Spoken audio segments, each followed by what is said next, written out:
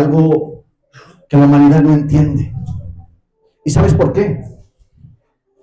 Porque allá afuera hay tantas cosas que están destruyendo la vida de las personas.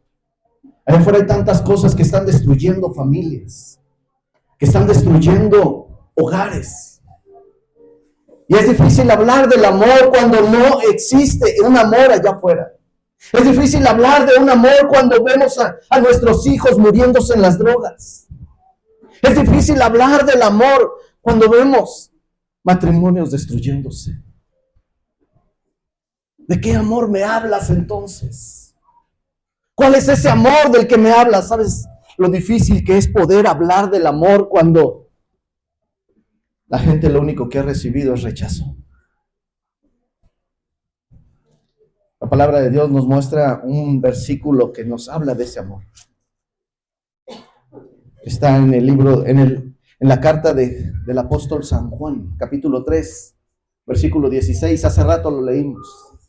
Porque de tal manera amó Dios al mundo, que ha dado a su Hijo unigénito, para que todo aquel que en Él crea no se pierda, mas tenga vida eterna. El amor de Dios es tan grande que inunda con su presencia nuestra vida. El amor de Dios es tan grande, es tan inmenso, que alcanza la infinidad del universo. El amor de Dios es tan incomparable, tan majestuoso, que podemos encontrar ese refugio, que podemos encontrar esa paz bajo su protección. Una paz que el mundo no da. Un amor que el mundo no da. Una paz que el alcohol no da. Una paz que el dinero no da. Pero el amor de Dios sí nos da.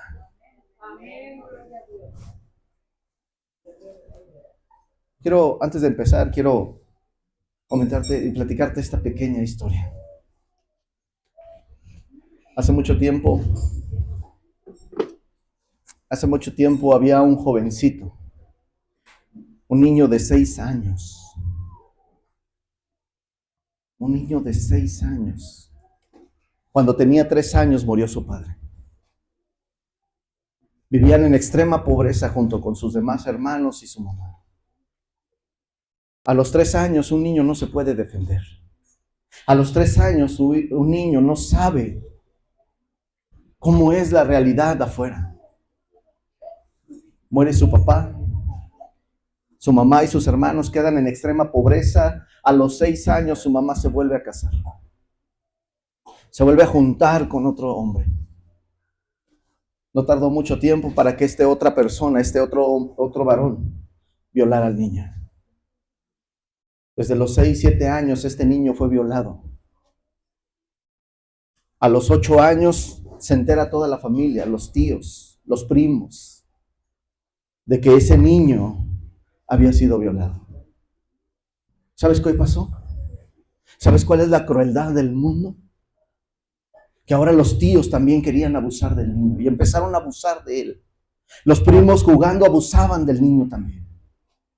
Llegó a la edad de los 15 años, una infancia llena de violencia, una infancia llena de pobreza, una infancia llena de rechazo, de vicios. A los 15 años decide salirse de su casa e irse a vivir a otro lado. Ya no aguantaba más. Empieza a vivir de esa forma. Durante 2 años se prostituía a este joven. Se vestía como mujer y salía a prostituirse, porque eso era lo que sabía. Eso era lo que él entendía como amor. Eso era lo que él entendía de lo que el mundo podía hacer.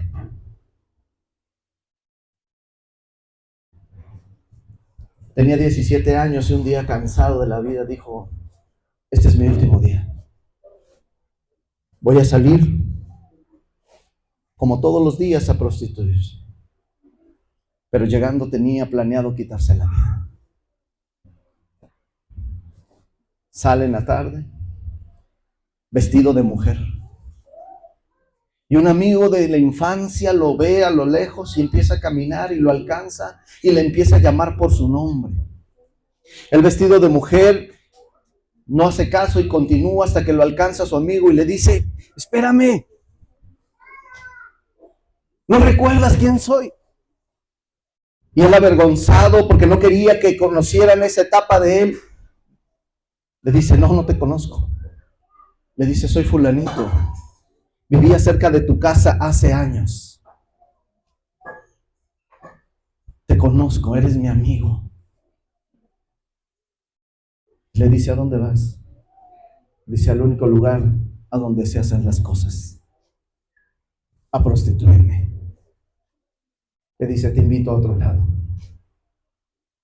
En la iglesia donde voy, hoy hay un evento especial y lo trajeron a un lugar como este. Ese día le hablaron del amor de Cristo. Ese día le hablaron de lo maravilloso que es Dios. Ese día esa persona conoció de Jesucristo. ¿Y sabes qué hizo ese día? Entregó su vida a Dios. Cuando regresa a su casa, regresa con otros pensamientos, regresa con un nuevo objetivo en su vida, un cambio total. Ahora tenía ganas de vivir, tenía ganas de conocer de ese Dios que ama, de ese Dios que transforma. Fue difícil. Durante 3, 4, 5 meses tuvo que luchar contra muchas cosas que venían y que querían llevarlo nuevamente a las cosas del mundo. Venían esos pensamientos de suicidio, venían pensamientos de rechazo, pensamientos que lo querían sumir nuevamente en ese mundo que solamente trae pecado. Hasta que un día tomó la decisión de entregar totalmente su vida a Dios y ese día se bautizó. Algo cambió. Años después, él platicaba en una convención su testimonio. Se convirtió en pastor. Se convirtió en un siervo de Dios.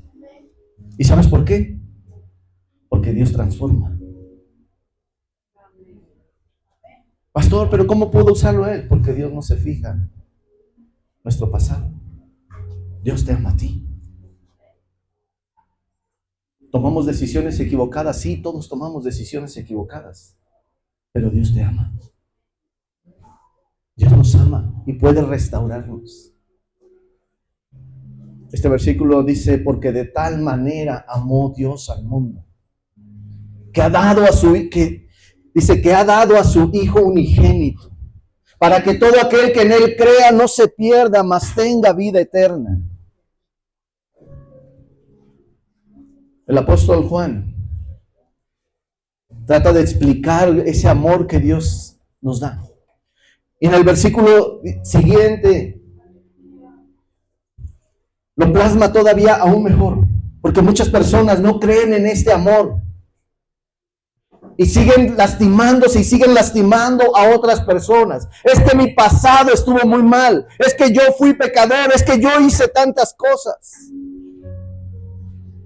Y en el versículo 17 dice: porque no envió Dios a su Hijo al mundo para condenar al mundo, sino para que el mundo sea salvo por él. El amor de Dios va más allá de lo que nosotros podamos pensar. El amor de Dios no es para juzgar. El amor de Dios no es para que te condenes. El amor de Dios es para salvación. Es para que nuestra familia pudiera ser salva. Vimos una representación hace rato de una realidad. ¿Sabes cuántos jovencitos allá afuera están muriendo?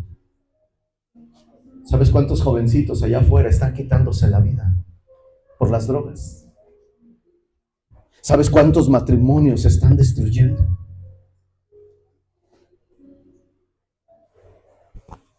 Porque no conocen de Jesucristo. El amor de Dios es el día de hoy tan difícil de explicarlo, porque es algo extraordinario. Y al ser tan extraordinario es difícil comprenderlo. Y más por el mundo y la sociedad que nos rodea. Por la forma en cómo vive la sociedad del día de hoy. La forma en cómo se expresa la sociedad del día de hoy. La forma en cómo el mundo vive hoy. Lleno de vicios. Lleno de desprecios hacia las demás personas.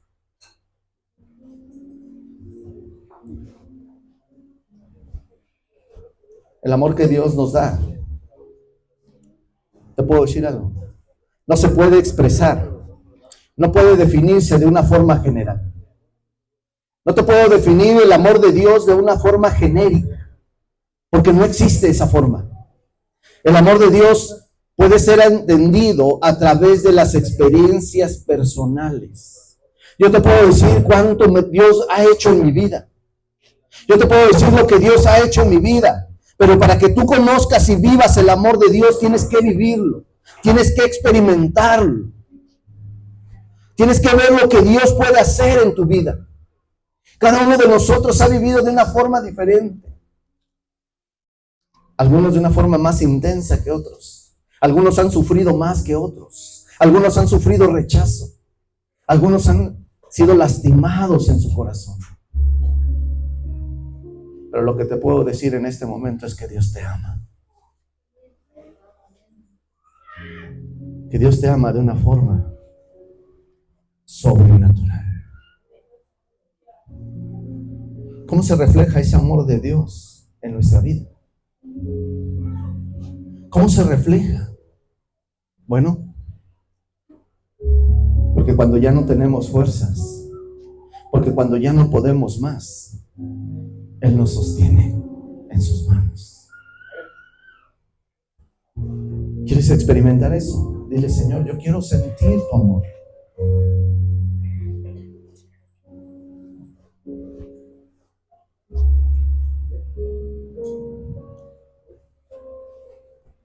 Una vez le preguntaron a un pastor.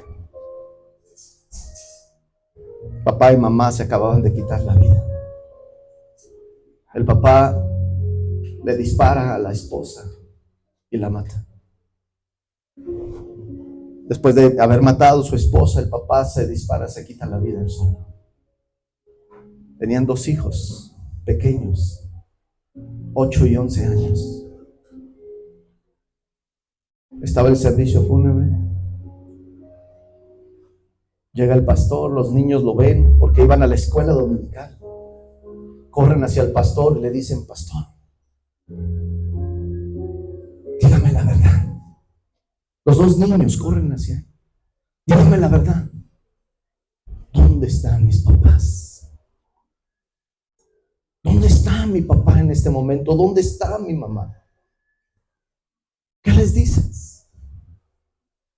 ¿Qué les puedes responder a 2 pequeñitos sabiendo que se quedaron huérfanos?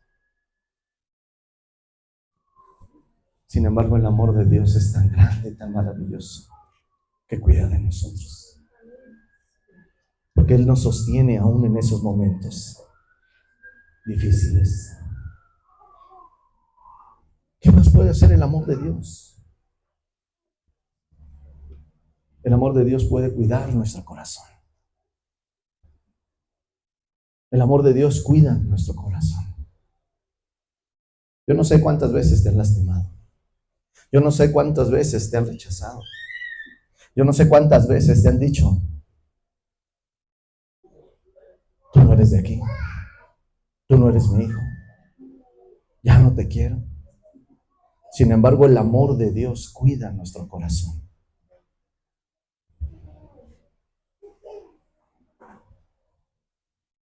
A veces pensamos que Dios es como un capataz que nos exige y nos exige y nos exige, cuando Dios es alguien amoroso, un Padre amoroso que ve nuestras lágrimas y cuida nuestro corazón.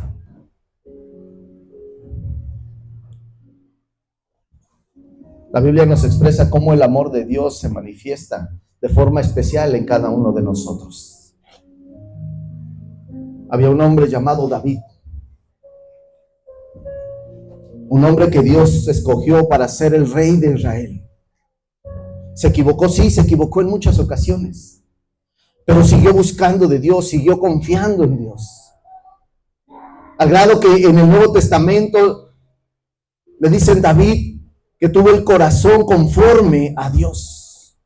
Fue conforme al corazón de Dios. La vida de David, aunque era hombre así como tú y como yo, así como nos equivocamos, así como tomamos malas decisiones, también lo hizo David, pero él siguió buscando de Dios. Llegó el momento en que tuvo que vivir consecuencias a causa de su pecado, sí, también. Pero un día cuando estaba sufriendo, en el Salmo 36, versículo 7, dice de esta manera: Dios mío, tu amor es incomparable.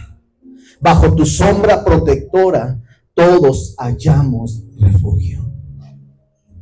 ¿Cómo puede decirle un hombre así que estaba sufriendo en ese momento? ¿Cómo puede decirle un hombre que estaba pasando situaciones difíciles? ¿Sabes por qué? Porque conocía el amor de Dios.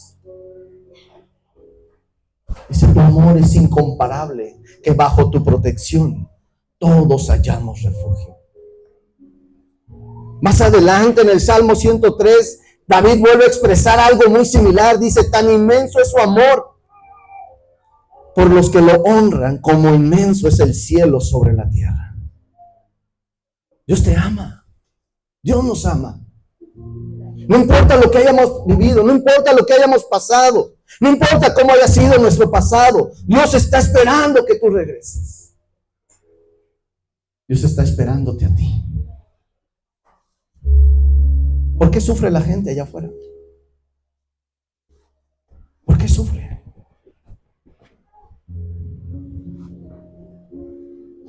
Porque se aleja de Dios. Porque los matrimonios se destruyen. Porque los hijos se van de casa. ¿Por qué?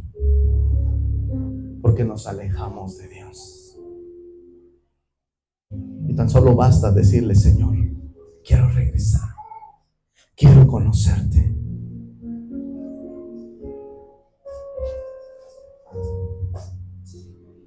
Pablo, un hombre que perseguía a la iglesia, un hombre que fue duro de corazón, un hombre que golpeaba a los cristianos, un hombre que tomó decisiones fuertes en contra de la iglesia. Cuando conoce de ese amor de Dios, cuando se da cuenta del amor de Dios, él entiende quién era Jesucristo. Y cuando escribe una carta a los romanos, lo dice de esta forma, dice, mas Dios muestra su amor con nosotros, que aún siendo pecadores, Cristo murió por nosotros. ¿Qué significa aún siendo pecadores? Aún cuando tome decisiones equivocadas, aún cuando me equivoque, aún cuando le falle a Dios, Él murió por nosotros antes de que yo le conociera.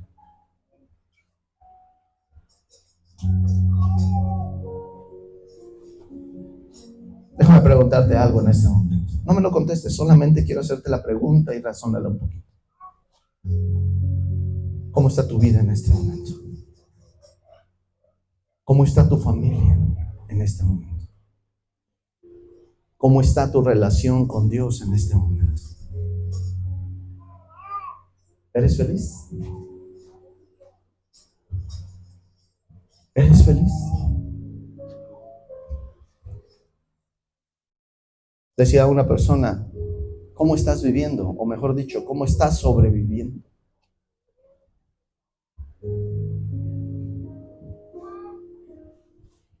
¿Sabes cuántas personas allá afuera hay muriendo de SIDA?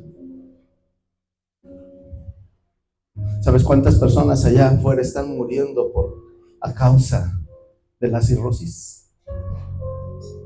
¿Sabes cuántas personas están muriendo de un cáncer en los pulmones? ¿De un cáncer en la garganta? ¿De un cáncer en la boca? A causa de los vicios.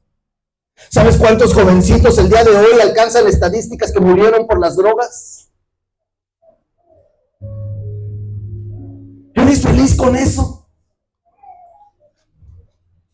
¿Sabes cuántas jovencitas el día de hoy se están prostituyendo porque dejaron el hogar de casa? dejaron el cuidado de papá y mamá. ¿Sabes cuántas jovencitas el día de hoy están siendo abusadas? Porque no tienen un hogar donde vivir. Hay una palabra hebrea, se pronuncia chesed. Esa palabra hebrea es difícil de traducirla al español, porque no es una palabra común y corriente, no es una palabra como amor, no es una palabra como odio, no es una palabra común, es una palabra difícil porque representa un conjunto de ideas. La palabra chesed en el hebreo significa amor, significa misericordia, significa gracia, significa bondad. Todo ese conjunto de palabras significa chesed. Engloba los atributos de Dios. Unos atributos que solamente Dios tiene. Unos atributos preciosos. Dime qué palabra en español junta todas esas palabras. No existe. No existe una palabra como tal en el español. Por eso es tan difícil de traducirlo.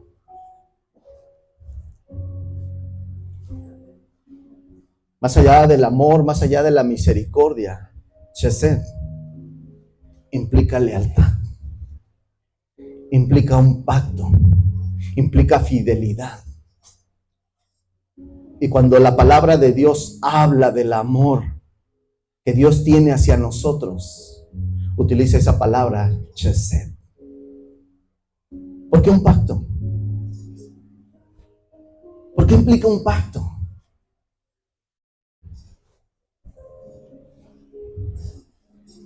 Hace unos años, cuando me dijeron que iba a ser pastor,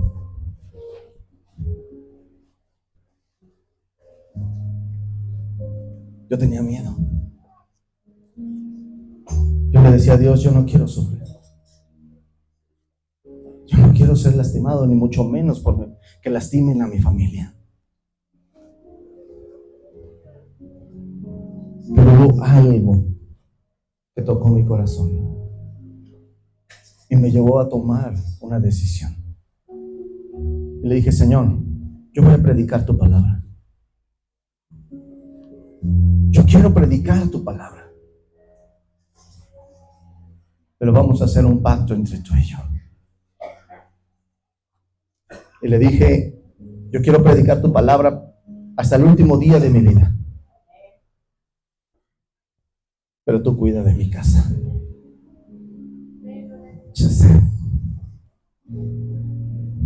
Esa palabra ha estado hasta el día de hoy. Ese pacto que Dios tiene se ha cumplido.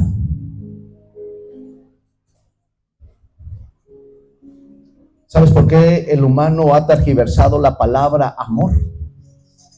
¿Sabes por qué cuando la palabra de Dios, cuando dice, porque de tal manera amó Dios al mundo, no alcanza a entender esa palabra? Porque el amor o la palabra amor que conocemos el día de hoy, el humano la reduce a un simple sentimiento. Porque no logramos entender esa palabra o ese amor tan leal, tan inquebrantable, basado en un pacto. Porque el amor que tiene Dios hacia nosotros no depende de un sentimiento, depende de una lealtad, depende de un pacto, de una misericordia tan grande. Hoy podemos hablar de amor entre el hombre y la mujer, podemos hablar de amor entre la familia, podemos hablar del amor hacia los hijos, pero es diferente. Porque si hoy estoy feliz, puedo decirte que te amo, pero si el día de mañana estoy triste o estoy enojado, ya puedo cambiar de opinión y decirte ya no te amo. Porque ahora puedo decir amar, pero es basado en un sentimiento. Y Dios no se basa en sentimientos. La misericordia y ese amor del que habla la palabra de Dios es tan diferente. ¿Sabes cuántas veces le hemos fallado a Dios? Infinidad de veces, y aún así Él nos sigue amando. ¿Sabes cuántas veces nos hemos alejado de Dios y aún así Él nos sigue amando? Él sigue amándonos.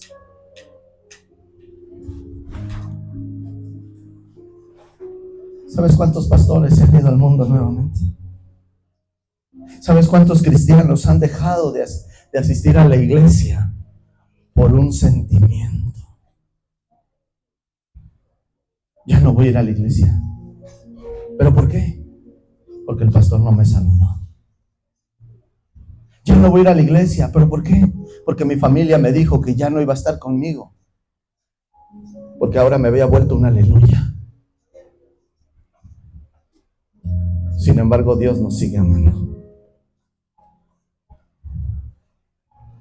El amor de Dios es tan grande, tan infinito, es inquebrantable, es incondicional. No es superficial como muchos de nosotros podemos tener ese concepto. El amor de Dios es supremo, es inalterable. Y Él te ama a ti. Y me ama a mí. Hay otra palabra que también viene en la Biblia, palabra emet. Comúnmente se traduce como verdad o fidelidad. La palabra emet. Y cuando se aplica esta palabra emet a las cosas que Dios hace o a los que Dios dice, describe a un Dios, a un Señor confiable, a un Señor que tiene ese amor inamovible, cuyas promesas se hacen realidad cuando Él lo dice. ¿Sabes qué pasa cuando se juntan esas dos palabras, emet y chesed? ¿Sabes qué pasa? Hermano, surge ese amor que Dios nos da. Dice, porque de tal manera amó Dios al mundo. Y es expresado desde el Antiguo Testamento. En el Salmo 117 dice el salmista, alaben al Señor todas las naciones y todos los pueblos, porque su amor fiel por nosotros es inmenso y la lealtad del Señor es eterna. Cuando se unen esas dos palabras, hermano, puedes decir, Dios me ama con ese amor inquebrantable. Dios ama a mis hijos con ese amor inquebrantable. Dios ama a mi familia con ese amor inquebrantable. Dios ama al que lo busca.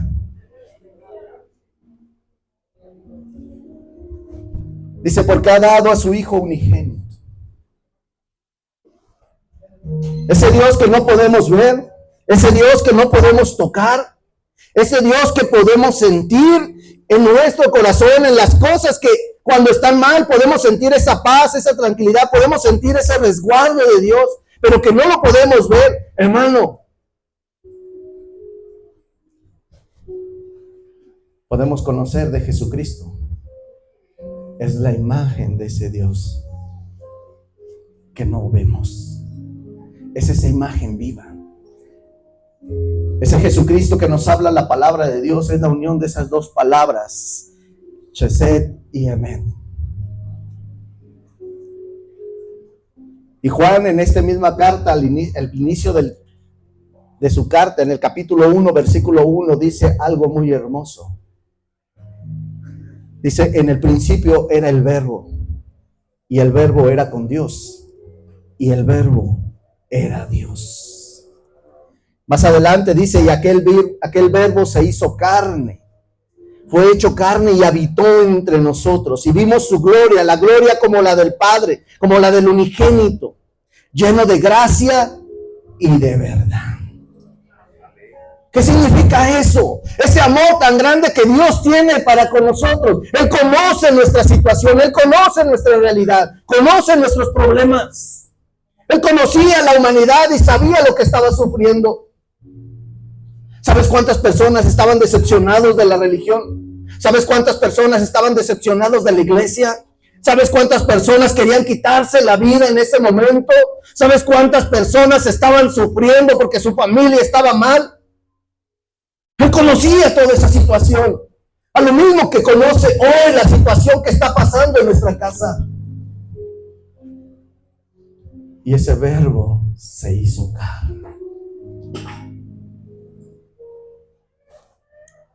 El amor de Dios es tan grande que decidió venir y traer salvación a la humanidad. Dice Filipenses capítulo 2, versículo 6. Si quieres buscarlo, quiero que me acompañes en esta lectura. Filipenses capítulo 2. Hermanos, si alguien quiere prestar su Biblia, quieren nuestros hermanos, hazlo. Quiero que leamos juntos este versículo. Filipenses capítulo 2. Presten sus Biblias a nuestros hermanos. Filipenses capítulo 2, versículo 6. Dígales dónde está. Quiero que me acompañes en este versículo. Y quiero que lo leamos juntos, porque esta es la clave de todo lo que Dios tiene hacia nosotros. Filipenses capítulo 2, versículo 6.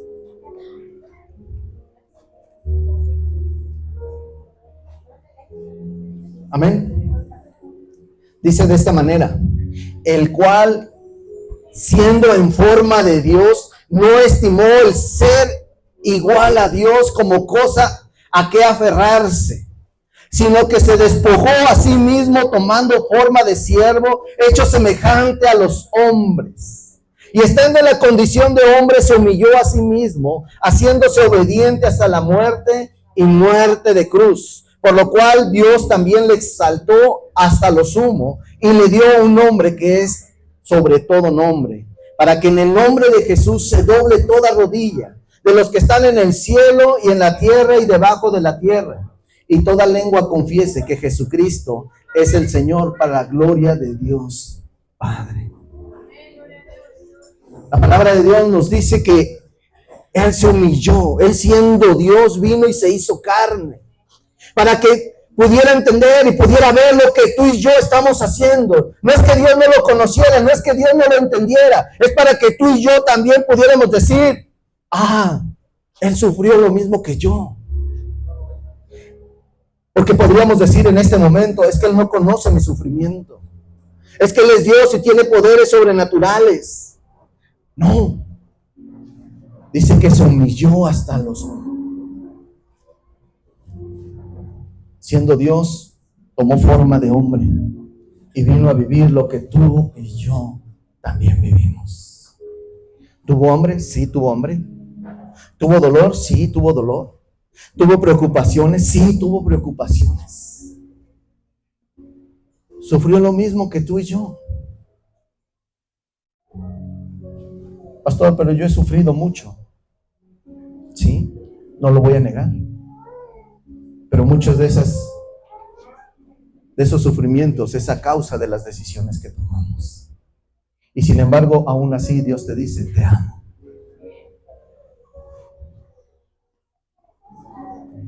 Nuevamente Pablo vuelve a decirlos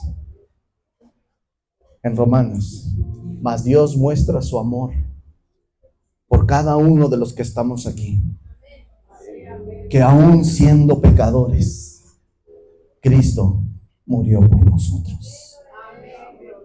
¿Quieres que te diga una buena noticia? ¿Quieres que te diga una buena noticia, hermano? Si tú le has batallado mucho, si tú has sufrido mucho, si tú sientes que ya no puedes más, la buena noticia es que solo basta con decirle a Dios: Señor, aquí estoy. Porque está así mi familia, por las decisiones que tomé. Porque mis hijos se fueron de casa, porque no les di una buena educación, porque no hice lo correcto. Pero Dios puede restaurar. Dios puede corregir. Dios puede hacer las cosas nuevas. Cuando la palabra de Dios dice Cristo murió por, ¿sabes qué significa ese por? Significa en nombre de Daniel. Cristo murió por Daniel. Cristo murió por ti. Cristo murió por ti, por ti, por ti, por mí. Pon el nombre que tú quieras. Ponle tu nombre, pon el nombre de tus hijos, el nombre de tu esposa, el nombre de tu esposo, el nombre de tus padres. Cristo murió por esa persona. Cristo murió por mí también. En esa pequeña palabra, Cristo murió por, viene contenido toda la verdad de ese amor que Jesucristo tiene por nosotros. Y termina ese versículo diciendo, para que todo aquel que en Él cree no se pierda, mas tenga vida eterna. Una verdad preciosa, una promesa preciosa, que no se pierda, mas tenga vida eterna. ¿Qué es la vida eterna? Y es ahí donde a veces empezamos a patinar y decimos, es que no entiendo lo de la vida eterna. ¿Qué es vida eterna? Que no se pierda, mas tenga vida eterna. ¿Qué es la vida eterna? Muchas veces pensamos vivir para siempre. La fuente de la eterna juventud. No, hermano, no se trata de eso. No se trata de vivir para siempre ya. No, hermano. El tener la vida eterna, hermano. Pensamos que es después de que muera ya voy a vivir para siempre. No. Significa que a partir de este momento, a partir de este segundo que yo reconozco quién es Jesucristo en mi vida, tenga una vida llena de propósito, una vida llena de santidad, una vida llena de ese amor que Dios tiene para con nosotros, una vida llena de esa protección de Dios, una vida llena de ese amor donde alcanza a mi familia, donde alcanzan a mis hijos, donde mi familia que estaba destruida se vuelve a juntar, donde mi familia que estaba sufriendo ahora tiene una transformación, ahora tiene un propósito de parte de Dios. Donde antes veía a mi hijo drogándose, ahora veo a mi hijo adorando a Dios. Donde antes veía mi matrimonio destruido, ahora veo un matrimonio consagrado a Dios. Ahora veo una familia con un propósito. Eso es lo que significa mas tenga vida eterna. Que a partir de hoy mi vida cambie. La vida eterna es una realidad del presente. Un presente que todos los que tienen a Dios en su corazón pueden vivir. ¿Quieres seguir viviendo alejado de Dios? Ahí está el mundo. ¿Qué te ofrece el mundo? Muerte, dolor, rechazo. Ver cómo nuestros hijos mueren, ver cómo nuestra familia se está destruyendo. Eso es lo que el mundo ofrece.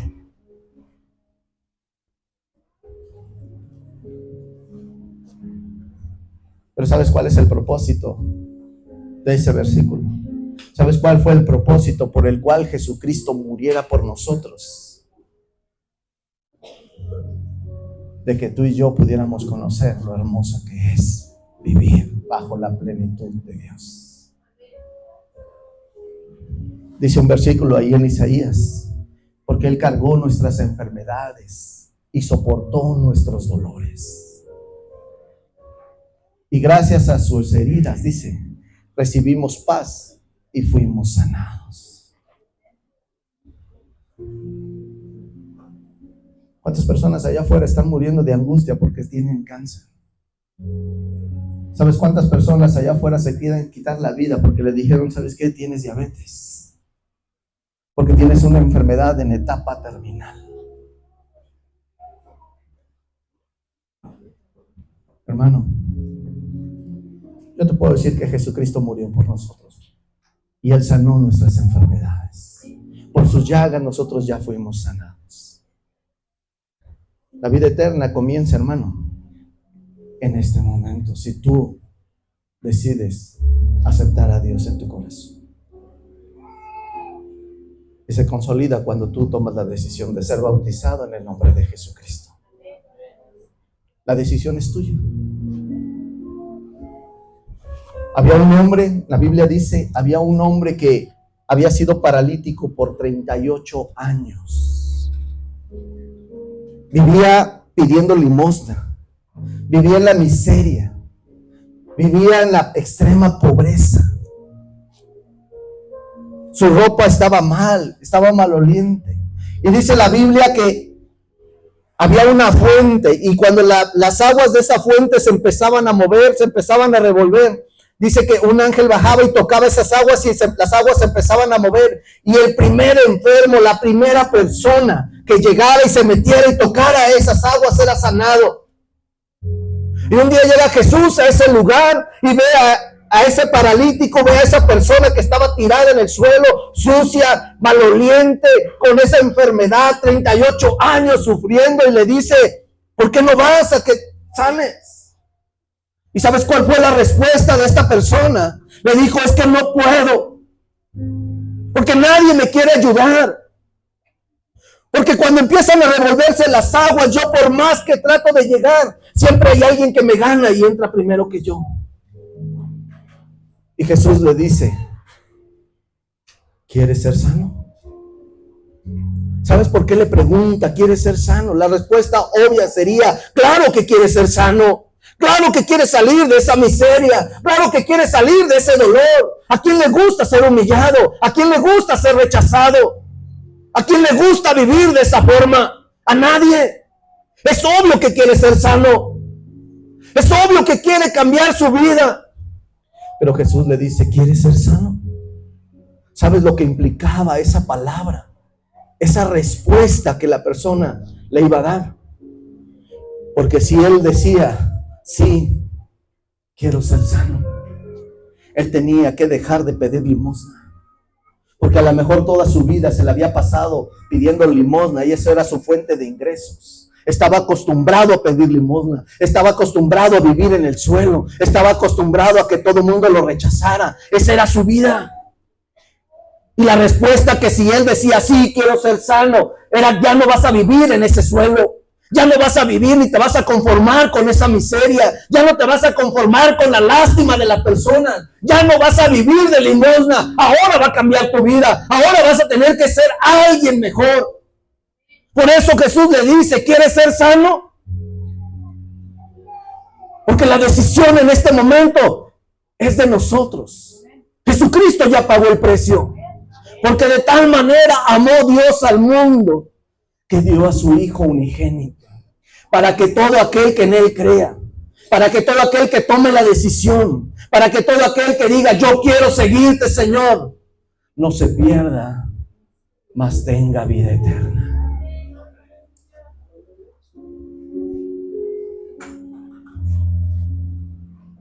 La vida eterna no debe entenderse como: algún día voy a ir al cielo. Se debe de entender como: quiero vivir, Señor, bajo tu cobertura, bajo tu amor, bajo tu misericordia desde este momento, con un propósito, con una verdad en mi corazón, que tú eres el Rey de Reyes. Y cuando nosotros tomamos esa decisión, Dios transforma nuestro presente y nos prepara ahora sí para toda una eternidad. ¿Cómo nos prepara, pastor? ¿Cómo va esa transformación? Bueno, empieza a traer paz, empieza a traer ese amor, empieza a traer ese gozo.